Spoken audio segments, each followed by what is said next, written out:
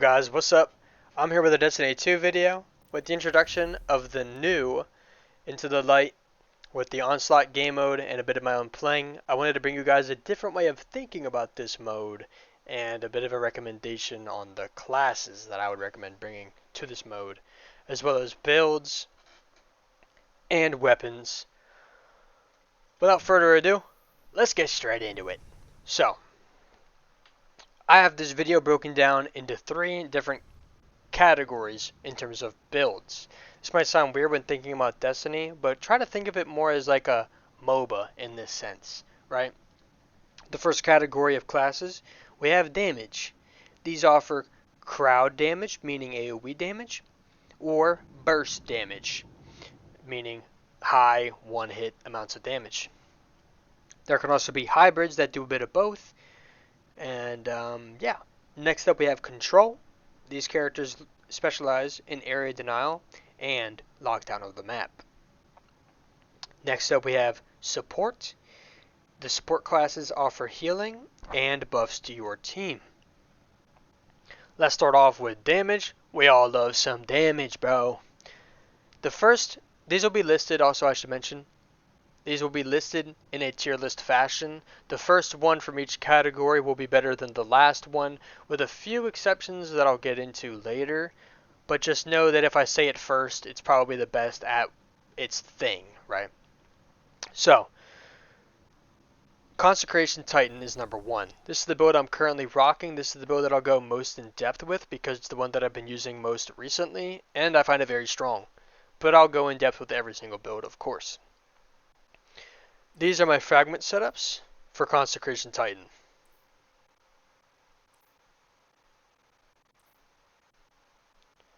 With this fragment setup, okay, so I'll just explain Consecration first. So, you run, you slide, you melee. You go up into the air, you send out a big wave of fire. That will scorch enemies, okay? And make your teammates radiant. So, it's proccing Ember of Torches, and then it's proccing Benevolence because you made your teammates radiant.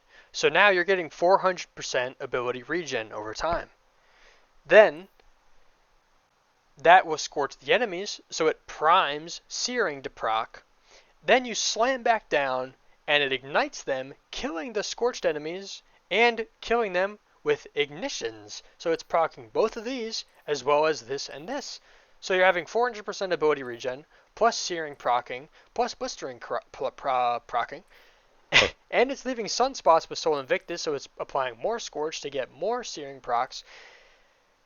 I've had times where I've back-to-back Consecrationed, and it's insane. It can hit over 50k if you count the melee and the ignition. It has an 8-meter radius with the ignition. The Consecration has its own radius. And with Pyro Gale, its super hits insanely hard and makes the little tornado on the melee. I have notes here that I'll be reading off. Consecration Titan has high burst damage with its super and ignitions, while still having great crowd damage through its explosive nature. It's a strong hybrid with near infinite ability uptime and radiant for teammates. It has the strongest survivability in this category through near permanent restoration uptime. I don't have a way to extend restoration on, but trust me, you'll be making so many sunspots you won't even need that. As well as with artifact mods, with all the ways of scorching enemies to make even more sunspots, and if you use an incandescent weapon, it's insane. If you run Dragon's Breath with this, the Demolitionist spawn, you rocket them with Dragon's Breath with a ×5 composite propellant, you super them, and they're down to their last bar of HP, almost dead. All the ads in the area are dying because this thing is a volcano erupting. The Tormentor spawns, you shoot this into the ad spawn, oh, you don't have to worry about the ads anymore. They're all dead. They're all igniting, they're all scorching, giving you all of your abilities back super fast. If you have the Catalyst for your Dragon's Breath done, you're getting even more fire sprites, and it's still scorching the enemies, so those fire sprites are giving you grenade energy as well. It's insane, guys. You'll have infinite abilities, infinite restoration, insane ad clear, insane burst damage. I like blinding grenades, of course, and an incandescent weapon. Next up, we have an Arc Warlock. So, this is number 2. It has high crowd damage, probably a bit higher than Solar Titan, but its burst damage is very low. It relies on Risk Runner or an Arc Special to be what I would consider viable, but it is strong in certain situations. Indebted Kindness, Forbearance, these kinds of weapons are very good with the Arc. Special Weapon Final Blows create a blinding explosion fragment. Risk Runner is very good against Fallen. I would recommend using Tickle Fingers, Storm Trance, not Chaos Reach. I just don't find it lasts long enough, and I like to use Fallen Sunstar for the ability uptime for me and my teammates. Arc Souls can be very good. They're hitting near 1500 in a 3-round burst, and it's on all 3 teammates, so it's definitely not bad. It's a nice bit of additional damage to your team. You will have most kills probably on your team if you're running this, but I like having burst damage for Demolitionist, for the Briggs, for the different things that might come up that might need it. And I find it leans too heavily into the ad clear for me. But I have done 3 of my 5 Wave 50 runs with Arc Warlock, so it is good. Last, we have Strand Warlock in this category. You could add more to this, like Solar Hunter, Arc Hunter, but these are just the 3 that I chose that I find to be the best. Strand Warlock has potential, but I haven't really ran it much because of the nerfs and stuff. I'm not sure how good it necessarily is. But it is a staple. It is a staple in the community. It has decent crowd damage with high burst damage from its super, and it still offers control through suspending on kills with the consuming of the Shackle Grenade.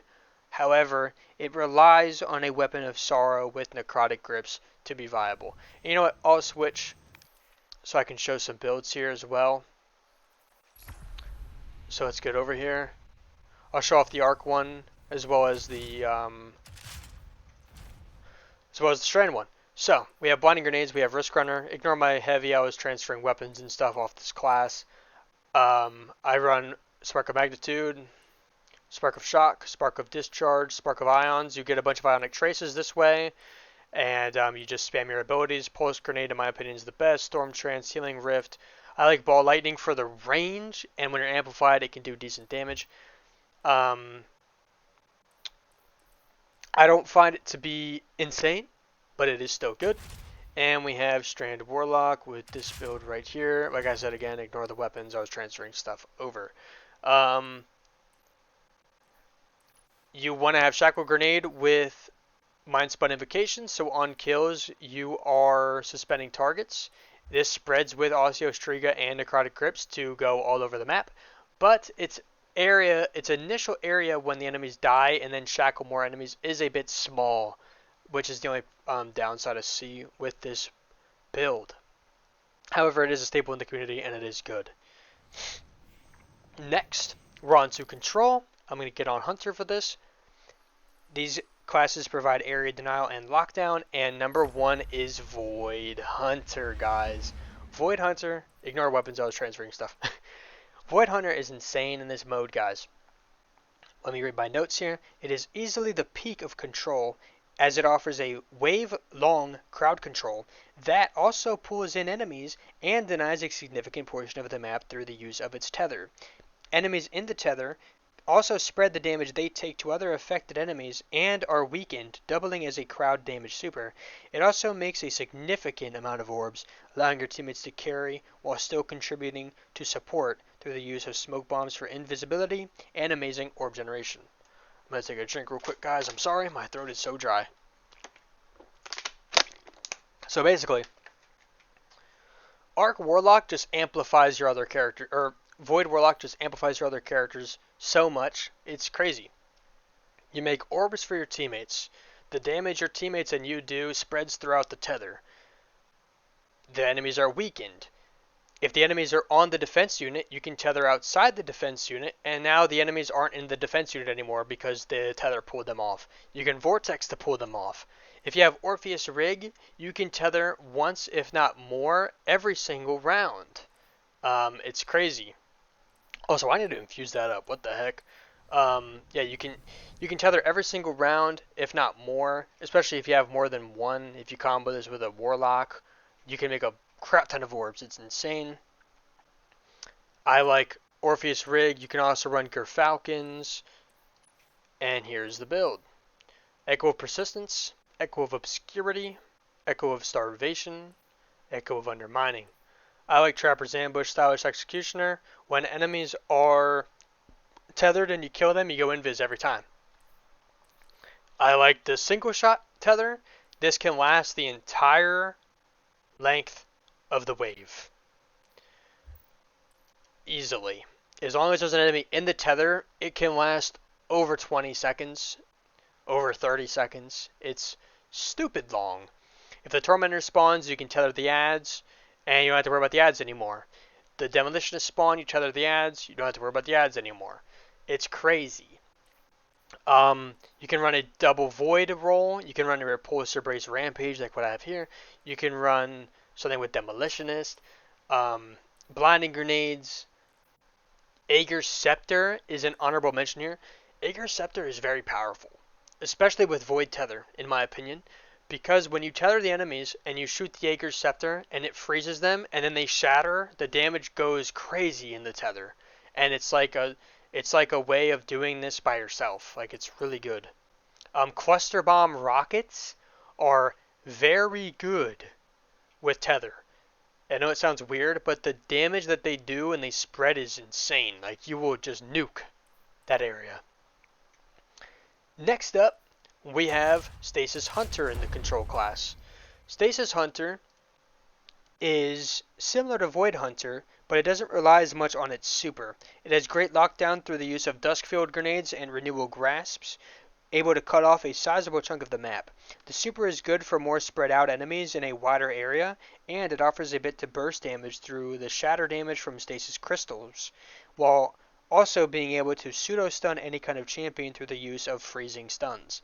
It only lags behind Void Hunter in terms of orb generation and its crowd damage. Basically, Stasis Hunter, you want to spam grenades. If you have a Stasis Hunter and a Void Hunter, your Void Hunter tethers, you throw your Stasis Grenade in the middle, you shatter the crystal, everything's dead. Ads. All the ads are dead. It does great damage. I like it with Aegir's Scepter because you can just freeze more, make a bunch of Stasis Shards for you and your teammates, to get a bunch of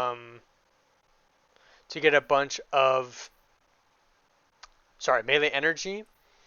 And yeah, it can just be very strong, guys. I wouldn't put it above Void Hunter. If you had to pick, I would pick Void Hunter because of the damage spreading, the orb generation, the pulling of enemies. But it's very good in conjunction with another control class. And it's good at holding down like the flanks, you know, like you might not want to tether the flank, but you could Duskfield the flank, right? A weapon with Headstone can be good. I was running this roll because I had a Void Hunter on my team, so I was using their tether as a way to proc this Repulsor Brace. Aegir's Scepter, Blinding Grenades, Cataclysmic for the Tormentors, Linears in general for the Tormentors, rockets with the Shatter, you know, machine guns, stuff like that. It's definitely pretty strong. Next up, we have Void Warlock. So I'm going to go to Void Warlock now. Void Warlock is similar to Void Hunter, I'm reading off my notes, in terms of lockdown, but without the damage spreading that tether provides. It trades the amazing orb generation that tether has for a decent burst damage super, and a more passive method of killing through the use of the Void Soul. Void Souls can prove to be effective in decently open areas by weakening and knocking down enemies, but it can be a hassle to upkeep, as you will need to run over to pick up the Void Soul to maintain its effectiveness. Once again, ignore the weapons. So, this is my build. We have Echo of Instability, Echo of Starvation, Echo of Harvest, Echo of Expulsion, Child of the Old Gods, Chaos, Accelerant. This can be Feed the Void. I just don't really find myself using it.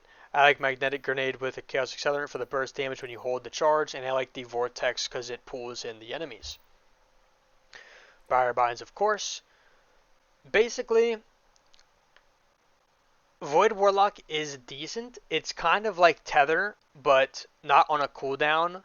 But the thing is, once Tether gets rolling, it kind of doesn't stop, so it doesn't really matter that it doesn't have as big of a cooldown. However, you can get two of these down, it's just not very plausible. The risk with this is when you have so you're going to want to put your Rift down, obviously. Shoot the enemies to put your Void Soul down.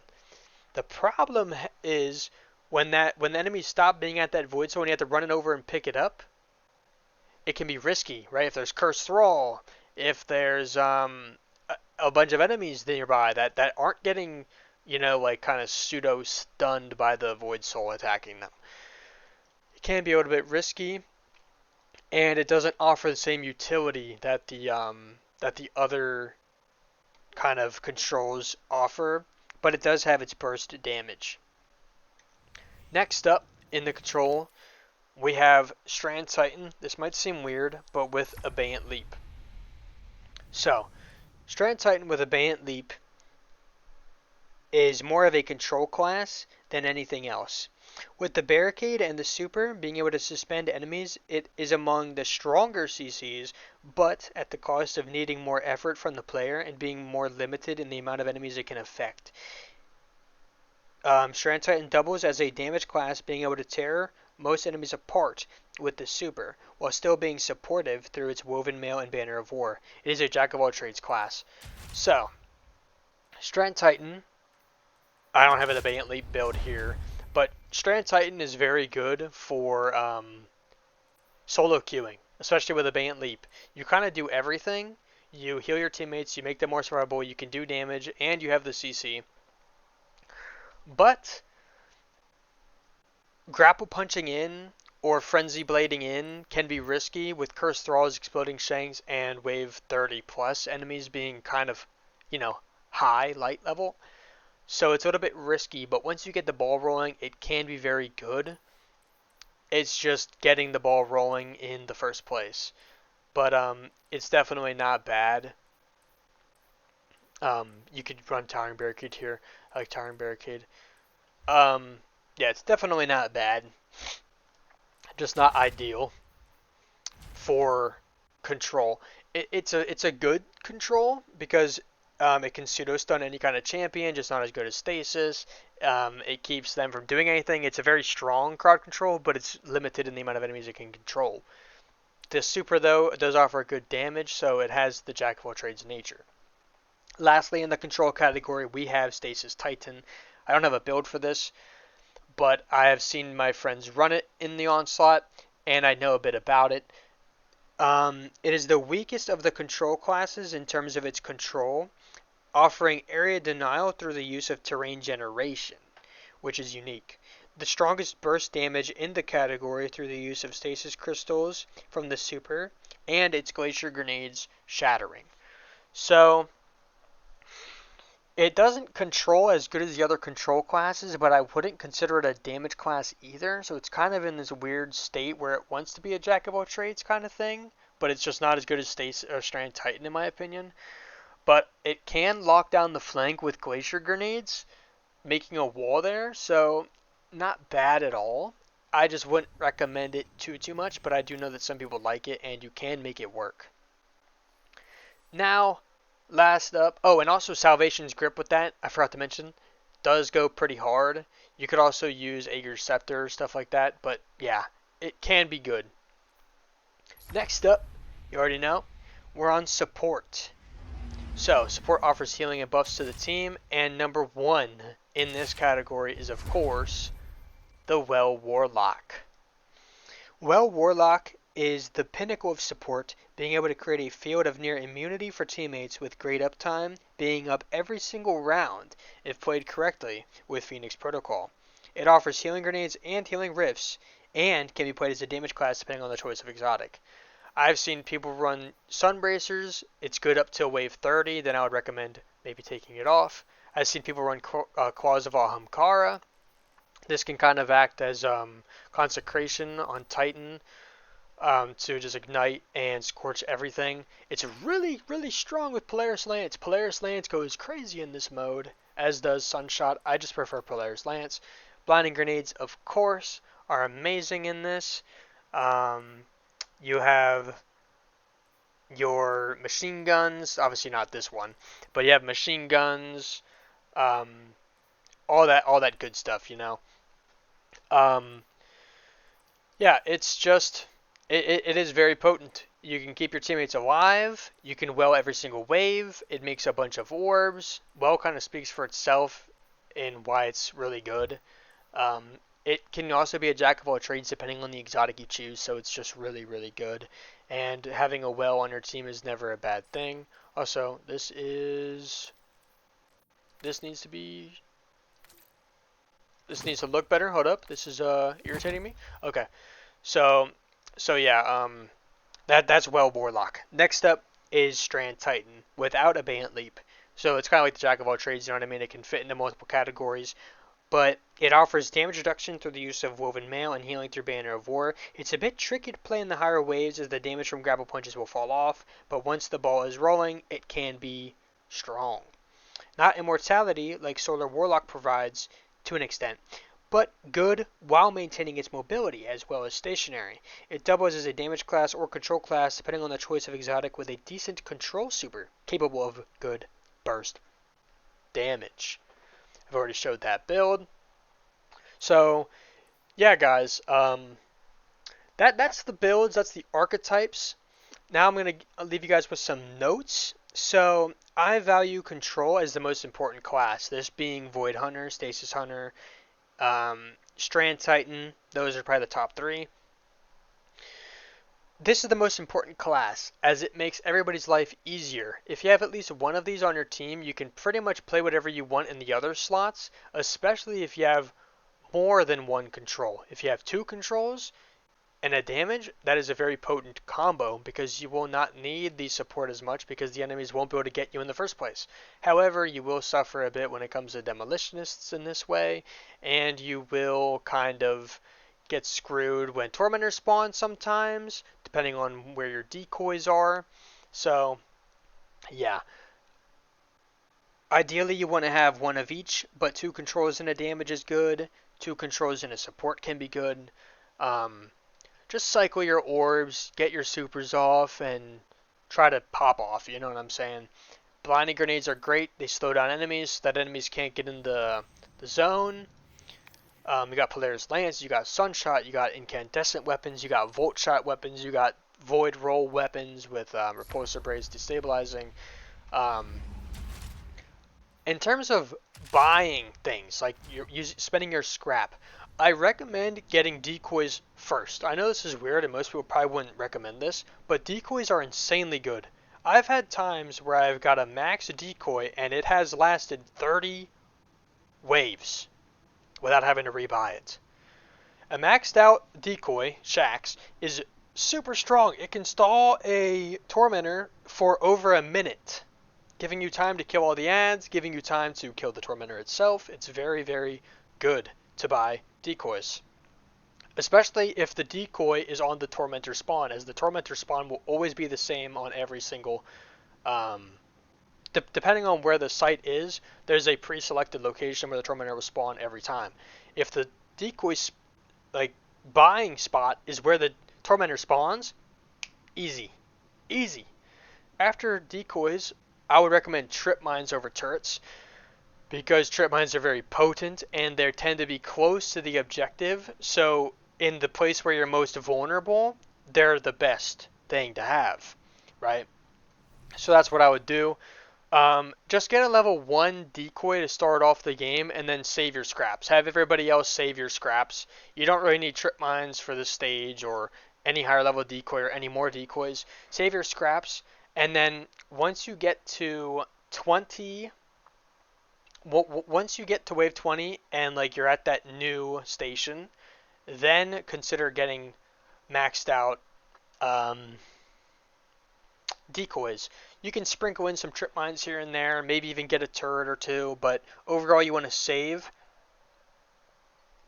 because a decoy is 2k, then I believe it's 3500 for the next upgrade, and then a Shax is 6k or something like that, I think. So you want to be able to get that. Have the person with the least amount of money buy the initial, then the person with the with the middle amount of money get the first upgrade, and the person with the highest amount of money get the shacks. That's the optimal way to do it. If you're in a solo queue, go by ear, of course. I would recommend Strand Titan again for this kind of play. And yeah, guys, just have fun. Overall, this is just a recommendation and just like a different way of thinking about it. But have fun, guys. Like, use your own builds. Go out there, and I'll see you out there. Let's get it.